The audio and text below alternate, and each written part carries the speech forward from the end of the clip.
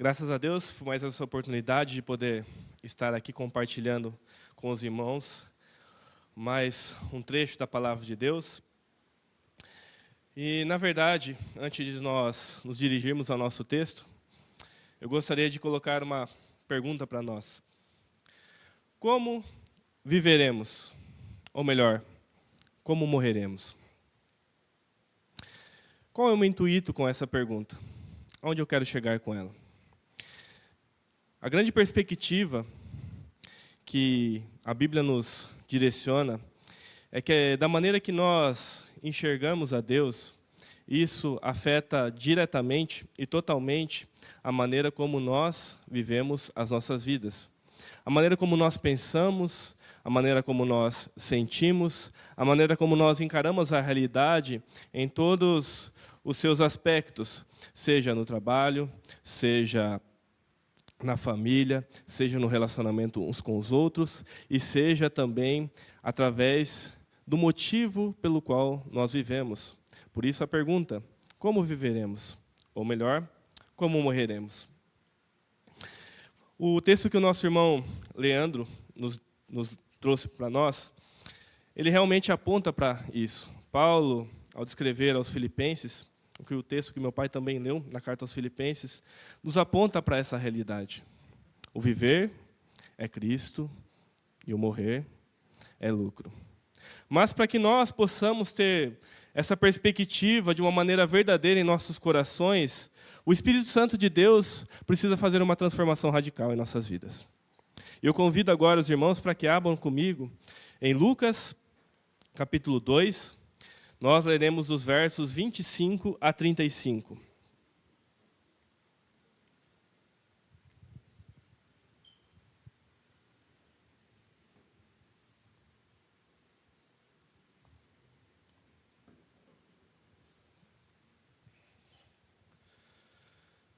Lucas, capítulo 2, versos 25 a 35.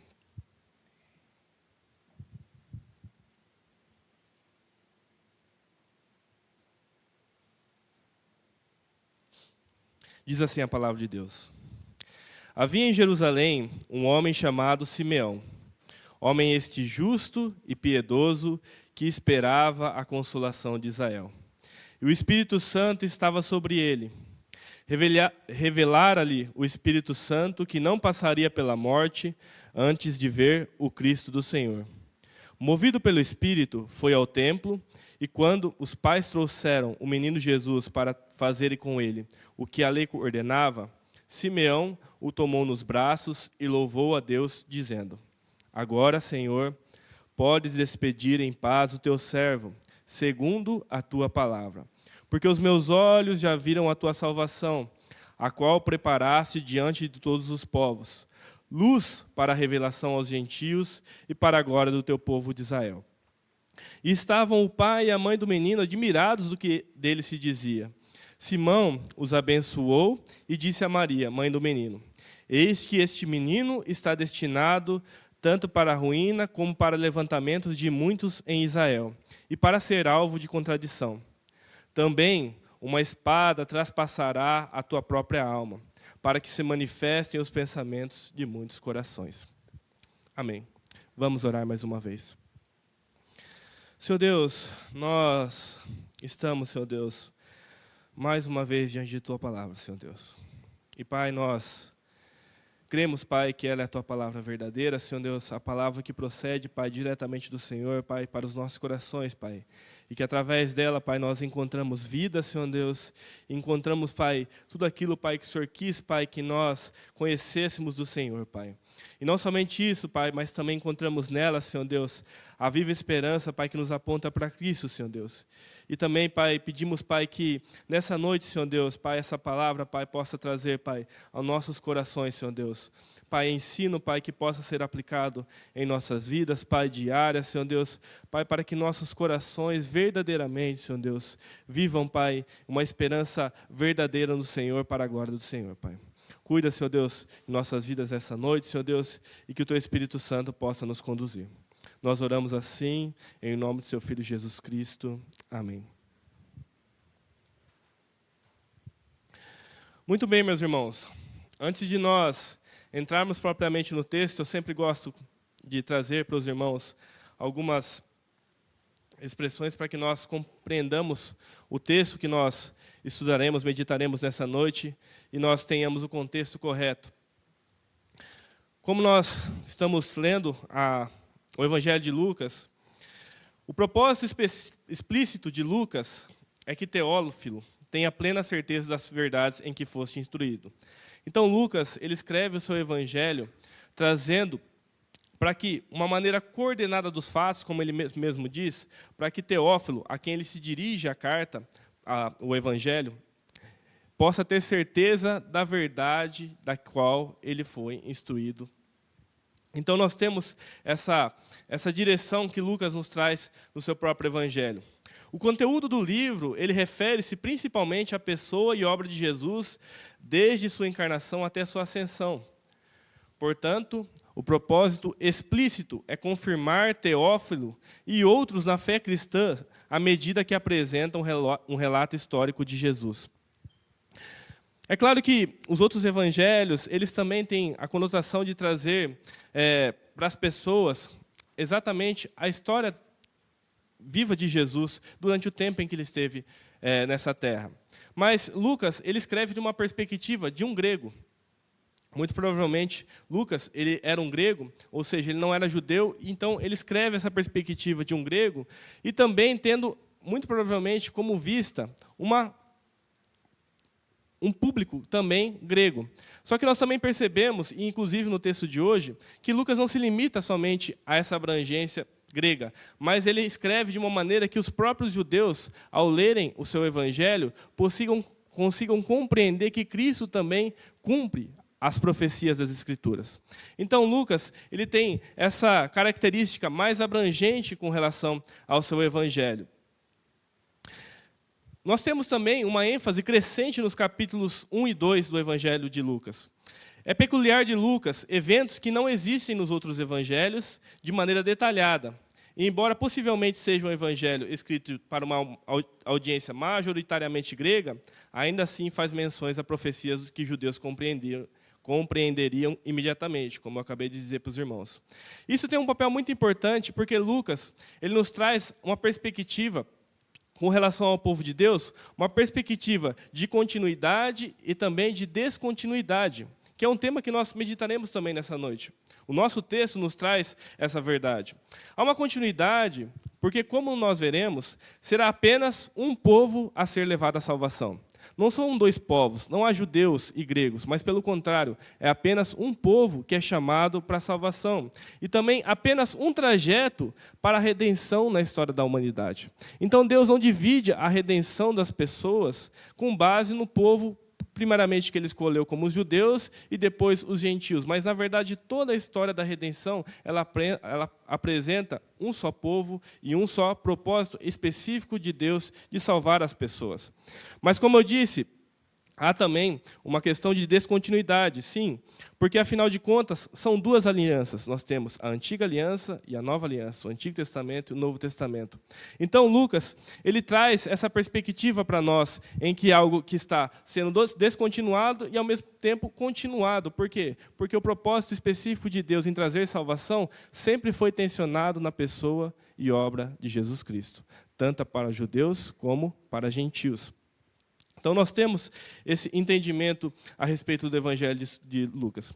Esse entendimento, como eu disse para os irmãos, é muito importante na cosmovisão dos desdobramentos dos acontecimentos da história bíblica, mas também de toda a humanidade, e especialmente nos dias de hoje. Quando nós, então, adentrando para o nosso texto, nós podemos... Ou melhor, eu gostaria de dividi-lo em três partes principais para a nossa meditação nessa noite, para a nossa explanação dessa noite. A primeira delas é a descrição de Simeão, que é feita por Lucas. A segunda, a canção de Simeão. E a terceira, a profecia de Simeão. Embora nessa relato que nós leremos a respeito da pessoa de Simeão, embora eu possa trazer grande ênfase a respeito dos detalhes que Lucas nos traz na pessoa de Simeão, que, como eu disse para os irmãos, não há esse mesmo apontamento nos outros evangelhos, isso é uma característica de Lucas, ainda assim, nós perceberemos que a figura central de tudo isso é quem? É o próprio Jesus. É a própria salvação que estava diante dos olhos de Simeão. Então, eu peço que os irmãos estejam bem atentos para a nossa meditação. Enquanto nós observamos no nosso texto o relato de Lucas a respeito de Simeão, vemos alguém que, primeiramente, é de fato intrigante. Porque essa pessoa de Simeão é uma pessoa intrigante na descrição de Lucas. Porque conforme nós lemos os evangelhos, nós os deparamos com uma descrição de pessoas que têm o quê? Uma religiosidade rasa, falsa e vazia. Mas é algo totalmente que está em contraste com aquilo que nós vemos na descrição de Lucas com relação a Simeão. Porque ele descreve ele que era um homem justo e piedoso, que esperava a consolação de Israel. Mas não somente isso, umas coisas que nos saltam aos olhos é que ele era alguém que era cheio do Espírito Santo. O Espírito Santo estava sobre ele. Esse é um ponto importante, porque muitas vezes nós lemos exatamente toda essa perspectiva a respeito dos evangelhos, e nós esquecemos realmente que, de fato, Deus sempre teve pessoas, em todos os tempos e épocas, que realmente amaram a Deus. E nós meditaremos um pouco mais a respeito disso. Spurgeon, ele nos diz o seguinte a respeito desse trecho. Ele fala o seguinte: essa combinação de Simeão, da descrição de Simeão, constitui um caráter completo. Justo para com o homem e devoto para com Deus. Muitos há que pensam que são justos, mas sua justiça não se estende a seus semelhantes e se esquecem das reivindicações do Altíssimo sobre eles. Por outro lado, conheci homens que fingiram uma grande devoção, mas que nunca foram justos. Essas pessoas são hipócritas, como as outras são ladrões de Deus. Mas aquele que é justo e devoto, justo para com o homem e devoto para com Deus, tem o caráter de um verdadeiro homem. Assim era Simeão, justo e devoto. Então essas palavras são palavras fortes que Lucas nos traz na descrição de Simeão. Nós aprendemos também com a vida de Simeão que Deus, ele tem sempre, e sempre vai ter, os seus fiéis. Quando Lucas escreve o relato do seu evangelho, ele não ignora a situação religiosa de Israel nos seus dias. Ele não ignora que realmente toda a religiosidade estava totalmente destituída de verdade e de poder vindo de Deus. Era uma religiosidade totalmente que abrangia somente a figura externa das pessoas, mas que não se importava de fato com o coração. E, na verdade, o próprio Jesus, ele atacou veementemente essa religiosidade vazia. Mas aqui nós vemos um homem que, mesmo apesar de todo esse aspecto que existia no tempo de Jesus, ele ainda assim declara que havia um homem que era justo e piedoso. E isso ele é muito importante porque isso nos traz uma percepção que muitas vezes nós temos muito pobre a respeito da transformação que o Espírito Santo pode trazer a uma pessoa. Nós pensamos muitas vezes que somente uma vida cercada realmente por pessoas totalmente, completamente santas, uma vida realmente que exale como se fosse somente o céu na terra, que somente nesse aspecto nós teríamos, de fato, uma vida que agradasse a Deus. Mas, pelo contrário, a descrição que nós temos aqui é que não há desculpa para nós. A chamada que nós temos é que cada um de nós tem a sua responsabilidade perante Deus de se manter justo e santo no meio de uma geração corrupta e incrédula.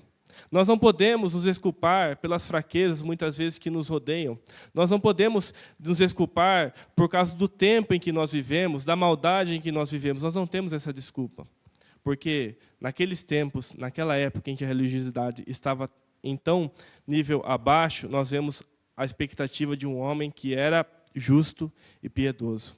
Então nós temos realmente um exemplo muito claro a respeito de uma pessoa que era verdadeiramente cheia do Espírito Santo. O Espírito Santo estava sobre ele.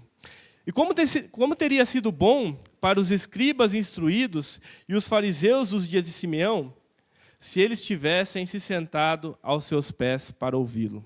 Como seria bom que, de fato, eles tivessem se voltado para ouvir a Simeão em vez de a si mesmos.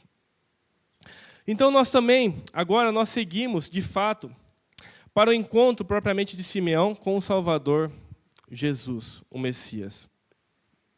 Observe comigo no texto, versículo 27. Movido pelo Espírito, foi ao templo, e quando os pais trouxeram o menino Jesus para fazerem com ele o que a lei ordenava, Simeão o tomou nos braços e louvou a Deus, dizendo: os pais de Jesus, eles estavam ali no templo para cumprir as ordenanças da lei, ao apresentarem Jesus. E Simeão, então, ele é levado pelo Espírito a esse encontro. E, meus irmãos, como é feliz o homem que é guiado pelo Espírito. Como é feliz o homem que é cheio do Espírito Santo de Deus. Porque, olha a descrição que Lucas nos traz a respeito disso. O Espírito o guia, de fato, e ele faz com que Simeão desfrute de algo extraordinário. Ele encontra o seu Salvador e tem o privilégio de carregá-lo em seus braços. O homem que foi guiado pelo Espírito Santo de Deus, ele agora pode desfrutar dessa graça imensurável, de poder contemplar o seu Salvador com seus olhos e poder carregá-lo em seus braços. Assim também deveria ser conosco nos nossos dias. É verdade que, para nenhum de nós, realmente, nós teremos essa mesma oportunidade que Simeão teve. Mas ainda assim nós somos chamados a vivermos como pessoas cheias do Espírito Santo de Deus, sendo guiadas por esse Espírito, para que então nossas vidas, de fato, possam, de fato, cumprir as ordenanças de Deus no nosso dia a dia, cumprir os propósitos de Deus para com cada um de nós. Nós devemos ter esse anseio no nosso coração, de assim como Paulo diz lá em Efésios, no capítulo 5, de sermos, de fato, cheios do Espírito Santo. Sermos, de fato, cheios do Espírito Santo. Isso é uma palavra, meus irmãos, que em nossos dias, elas têm estado em muito baixa estima. Porque quando a gente fala a respeito do Espírito Santo, as pessoas têm uma ideia de uma santidade totalmente aparente e vazia. Mas não é isso que nós vemos nas Escrituras. Muitas pessoas nos nossos dias, elas não querem ser santas. Elas querem ser descoladas, elas querem ser, de fato, pessoas que estejam de acordo com o presente pensamento mais à tona na nossa sociedade, mas elas não querem ser reconhecidas como pessoas que são cheias do Espírito Santo. Porque parece que é até um pouco antiquado esse tipo de pensamento.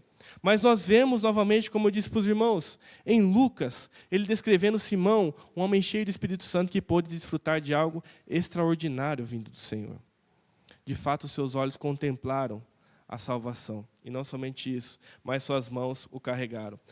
Então, realmente, isso nos testifica que realmente aquele homem que é guiado pelo Espírito Santo, ele é guiado na perfeita vontade de nosso Deus, que ela sempre vai ser boa, perfeita e agradável.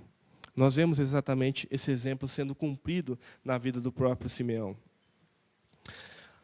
Ao fazê-lo, então acontece algo que Lucas também nos traz, que não nós temos nos outros evangelhos, o cântico de Simeão. Então, Simeão, quando ele pega Jesus nos seus braços, então ele vai dizer, ou melhor, elaborar um cântico de adoração a Deus. E é claro que no Evangelho de Lucas, além do cântico de Simeão, nós temos também o cântico de Maria e de Zacarias, mas nós vamos nos ater apenas ao de Simeão nessa noite. E esse cântico de Simeão é o que realmente é notável, porque ele nos traz verdades e um reflexo do próprio coração de Simeão. Ele nos traz realmente o porquê do fato de Simeão ser um homem cheio do Espírito Santo. Esses relatos, eles são cânticos, e são todos relatos de cantos de louvor a Deus pela sua fidelidade em cumprir suas promessas e propósitos redentivos de acordo com as Escrituras. De maneira que a fidelidade e bondade são exaltadas no contexto da soberania de Deus. Aquilo que Deus disse que aconteceria, de fato aconteceu e sempre acontecerá. É exatamente essa perspectiva que nós temos nos cânticos de exaltação. Tanto Marias como Zacarias, e aqui no caso Simeão, eles louvam a Deus porque Deus é verdadeiro. A sua palavra ela não falha. Deus ele é soberano. É exatamente isso que ele está louvando a Deus, que não há nada que possa impedir de fato aquilo que Deus disse em suas escrituras. Não há nada que possa de fato frustrar os planos de Deus. E os planos de Deus, eles são sempre recheados de misericórdia e bondade para com o seu povo. É exatamente esse o reflexo que nós temos aqui diante de nossos olhos. Muitas vezes nós não percebemos a realidade infinitamente suprema diante dos nossos olhos. Nós somos como que cegos. A salvação proporcionada por nosso Deus e Criador, o Deus encarnado, o Deus Criador de todas as coisas, como um bebê. O Deus sustentador do universo, sendo sustentado na mão de uma criatura sua. Mas Simeão compreende. Porque ele era um homem cheio do Espírito Santo, e somente o poder contemplar a salvação diante de seus olhos já lhe foi suficiente por toda uma vida, como veremos a seguir. Quando Simeão, então, ele canta e exalta a Deus, ele o faz em humildade. Ele o faz reconhecendo a sua dependência e fragilidade e o total controle de Deus sobre a sua vida. Mas ele também o faz tudo isso com uma alegria exuberante, conforme o texto que nós lemos aqui. Alegrai-vos sempre no Senhor. Por que eu falo isso, meus irmãos? Porque esse texto, ele sempre me surpreende com a franqueza de Simeão e, na verdade, o seu apego para com Deus e o seu desapego com a vida em si mesmo. Porque olhe comigo o texto. Simeão ele toma então Jesus no braço e louva a Deus. E o que ele diz? Agora, Senhor, podes despedir em paz o teu servo, segundo a tua palavra. Porque os meus olhos já viram a tua salvação. Como eu disse para os irmãos, todo esse relato que Lucas nos traz a respeito de Simeão é um relato que deveria quebrantar os nossos corações.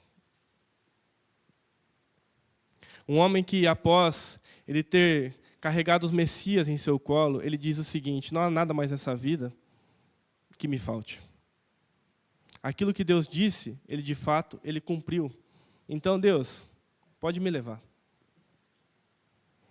Não existe nada nessa vida que possa ser comparado exatamente à supremacia de Cristo.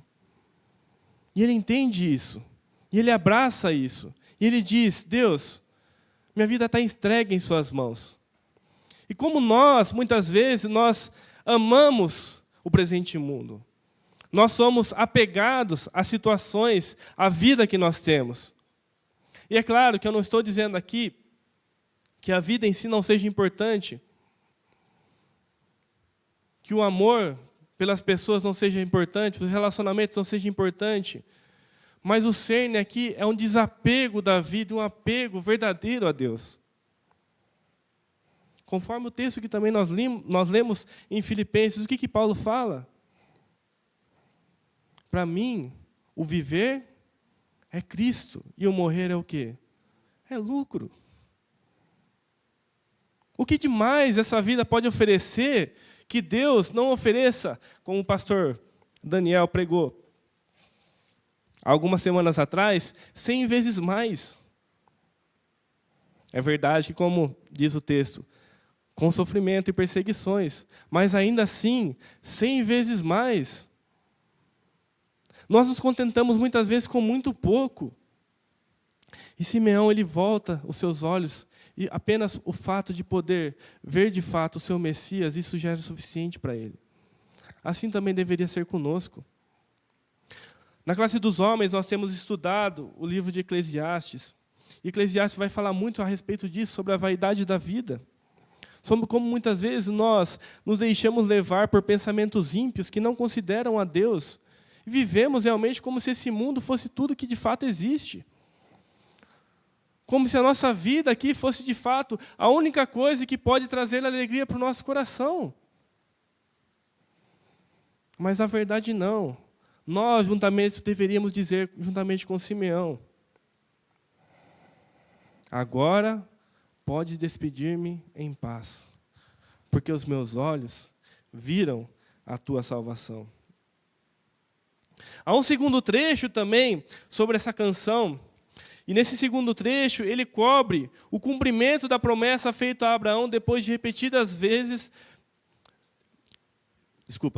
Ele cobre o cumprimento da promessa feita a Abraão e depois repetida várias vezes no decorrer da história do povo de Israel. O próprio texto é uma repetição da promessa em Isaías 48:6. A segunda parte do texto é versículos 30, 31 e 32. Porque os meus olhos já viram a tua salvação, a qual preparaste diante de todos os povos. Luz para a revelação aos gentios e para a glória do teu povo Israel. Isso também é algo que é glorioso, que até mesmo os discípulos do próprio Jesus, eles demoraram a entender. A salvação mediada por Jesus, ela não foi feita somente por judeus, mas também para gentios, mas que na verdade, ou melhor definindo, para todos os povos. Como eu disse para os irmãos, nós vemos exatamente o porquê de Simeão ser um homem cheio do Espírito Santo. Ele era um homem que esperava de fato a salvação de Israel, a consolação de Israel, e quando ele pôde contemplar isso, não havia nada mais que a vida pudesse de fato oferecer. Porque ele sabia que através de Cristo, a promessa feita a Abraão finalmente se cumpriria. Que a redenção, não somente do povo judeu, mas a redenção de todos os povos. Por meio de ti serão abençoadas todas as famílias da terra. E Simeão, ele reconhece isso. Como eu disse para os irmãos, ele reconhece porque ele era um homem cheio das Escrituras de Deus. O coração dele esperava nas promessas de Deus fielmente, porque ele se alimentava delas, e elas eram motivo de ele continuar a sua vida dia após dia. E é exatamente isso que nós vemos no reflexo aqui.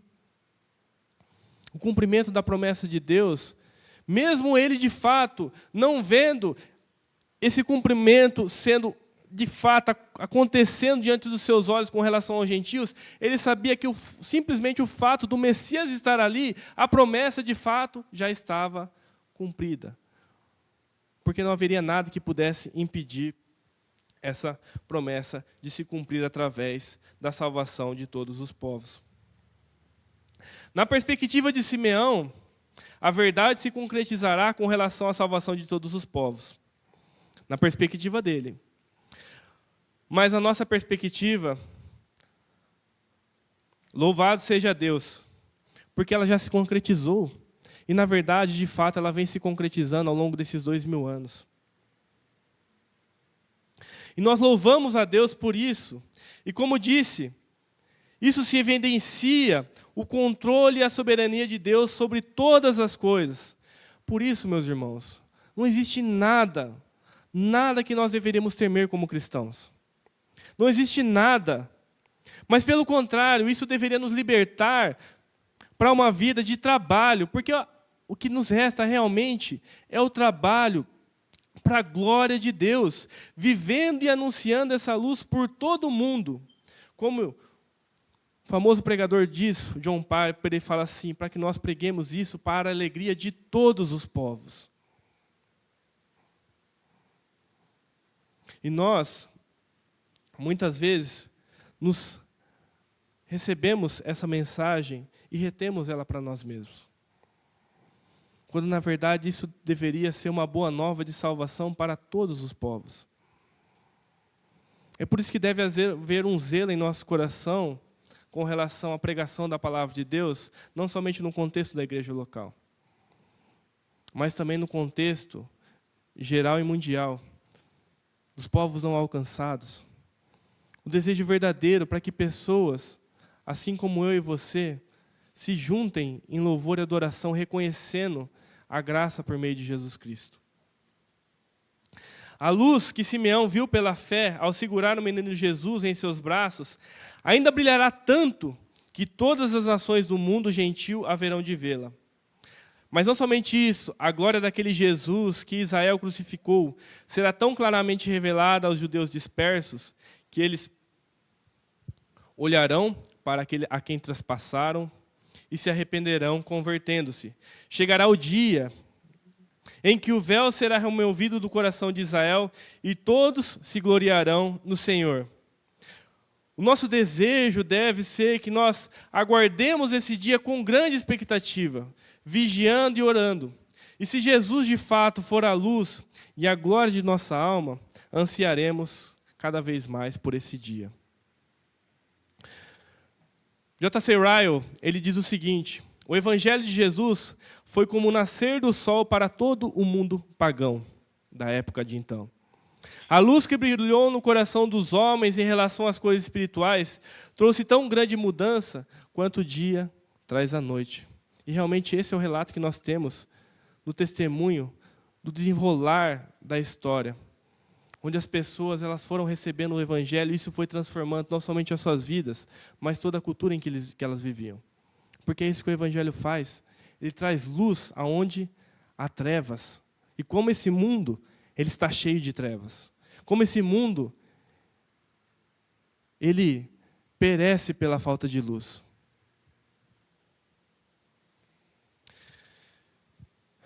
Mas esse evangelho de glória, que gera vida em alguns, ele também gera revolta em outros. E olhe comigo o versículo 33 e 34. Estavam o pai e a mãe do menino admirados do que dele se dizia. Simeão os abençoou e disse a Maria, mãe do menino: eis que este menino está destinado tanto para a ruína como para levantamentos de muitos em Israel, e para ser alvo de contradição. Esse evangelho que gera vida e glória na vida de alguns, ele também gera revolta na vida de outros. Simeão foi um homem cheio do Espírito Santo que muito se alegrou em ver e reconhecer o Salvador. Mas como nós vemos no decorrer da história, no decorrer do próprio evangelho de Lucas, a grande maioria, o que aconteceu? Ela se irou. Ela considerou Jesus como um inimigo verdadeiro em seus dias. E não foram poucos, mas na verdade foram muitos. E ainda hoje essa realidade acontece e continua evidente.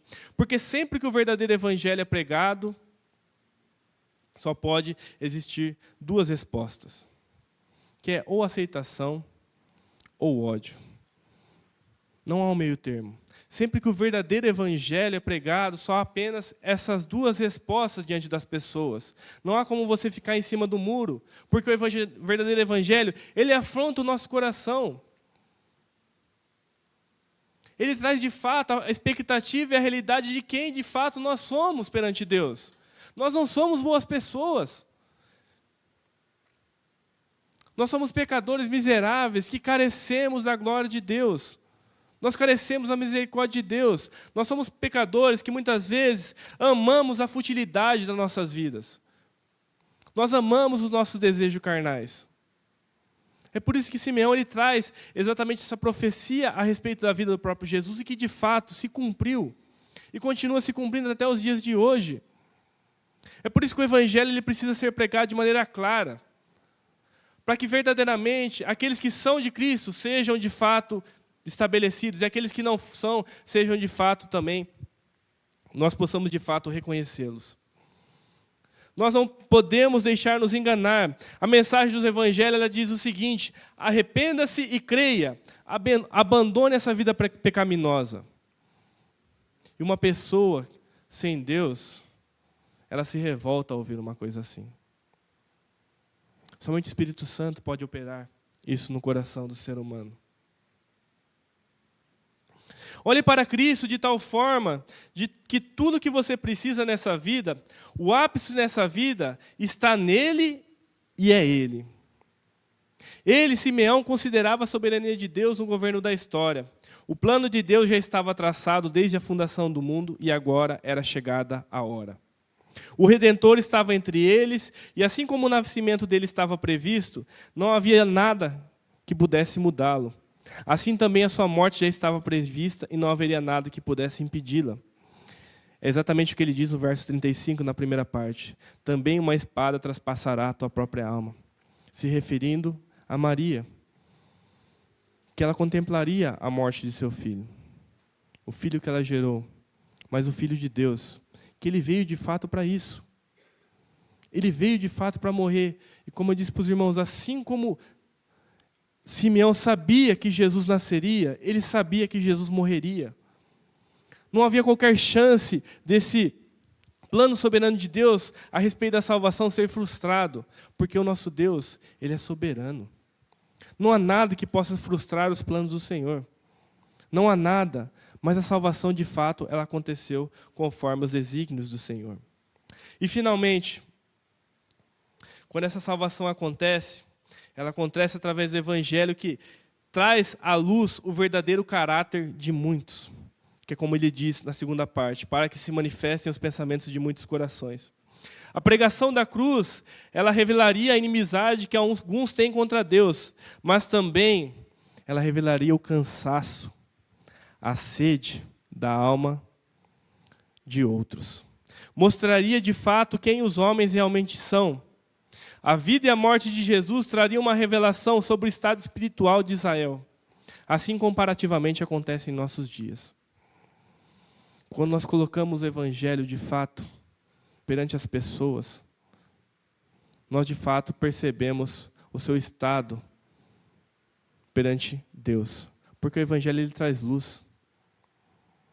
Ele traz de fato o conhecimento de como está o coração da pessoa, e muitas vezes as pessoas não gostam daquilo que elas veem. E por isso que as pessoas se iram e se voltam contra Jesus e contra Deus. Assim aconteceu nos dias de Simeão, assim aconteceu nos dias de Jesus, e assim ainda acontece nos dias de hoje. Eu vou partir agora para a conclusão, meus irmãos. Simeão, ele era um homem cheio do Espírito Santo, porque ele era alguém cheio da palavra. Alguém que considerava as palavras de Deus como irrevogáveis e que se cumpririam.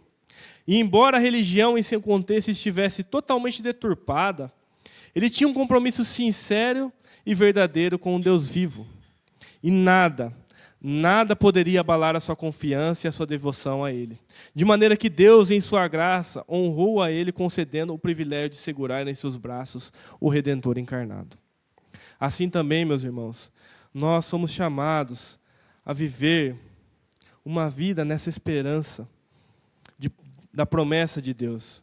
Mas é uma esperança diferente, porque não é uma promessa de salvação apenas futura, mas uma promessa de salvação que de fato já se concretizou, porque Cristo já veio, e por isso nós podemos desfrutá-lo, nós podemos de fato crer nele, nós podemos de fato amar a Cristo, nós podemos de fato olhá-lo e desejar estar com ele acima de todas as coisas. Mas é também uma promessa futura. Uma promessa futura de um dia estarmos para sempre com Ele. E como eu disse para os irmãos, finalmente nós podemos dizer: Senhor, podes despedir o teu servo em paz. Porque os seus olhos testemunharam a respeito da salvação. E essa vida, meus irmãos, ela deve nos libertar do medo das coisas presentes. Seja a vida, seja a morte, para que com isso as nossas vidas então revelem de fato aquilo que está verdadeiramente em nosso coração. Se de fato nós temos recebido o Cristo verdadeiro e se de fato nós temos sido transformados pela sua maravilhosa graça, que é operada pelo seu Espírito, glorifica a Deus por meio de Jesus Cristo, o seu Filho. Amém?